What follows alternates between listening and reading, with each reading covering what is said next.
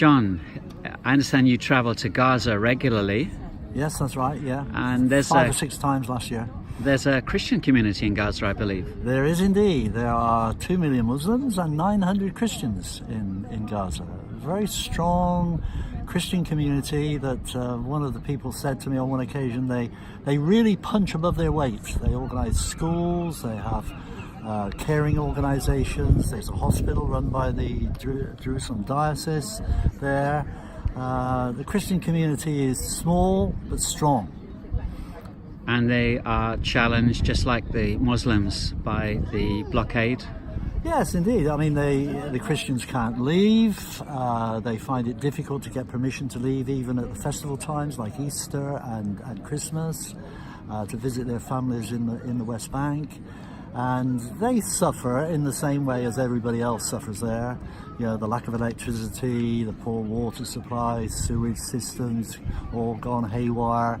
And of course, frequently with rocket attacks that go in, they suffer because of that. And what are relationships like between the Muslims and the Christians?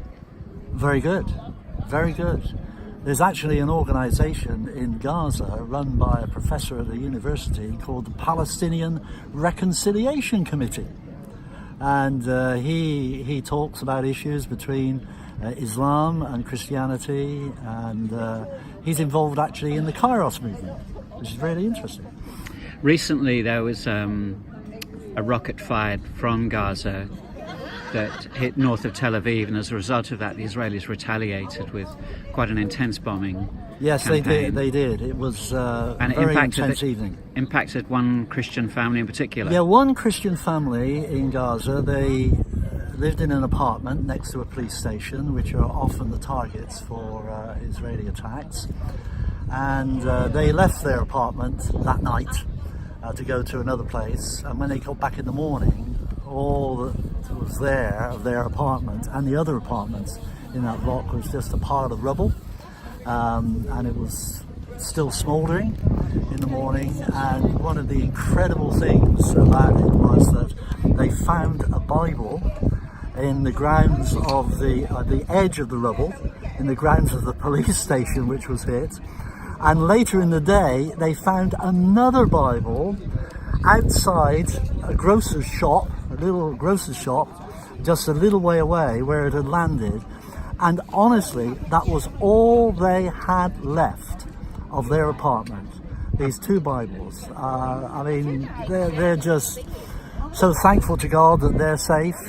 And it's so wonderful that one thinks of the sort of statement, you know, in the scriptures where God says, I will watch over my word and I will watch over my children. I'll see you later. And this girl is a teacher, a Christian teacher, in one of the schools in Gaza.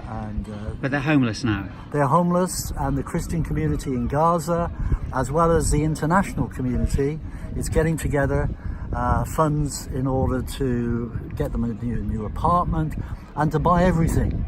They need to buy a toothbrush. They haven't got anything. Nothing's left except these 2 Bibles, in the charred remains of these 2 Bibles. John, if anyone wants to help this family rebuild their lives, how can they do that? Well, I support the Christian community there, and they can send an email and I can put them in touch with money to hopebethlehem@btinternet.com. hopebethlehem@btinternet.com. Yes, and I will make sure that that funding, if you send information to me, I can tell you how to pay money, and I'm going out there in about 2 weeks' time, and I will take that money, that funding, that support with your prayers for this family and for the Christian community. John, thank you.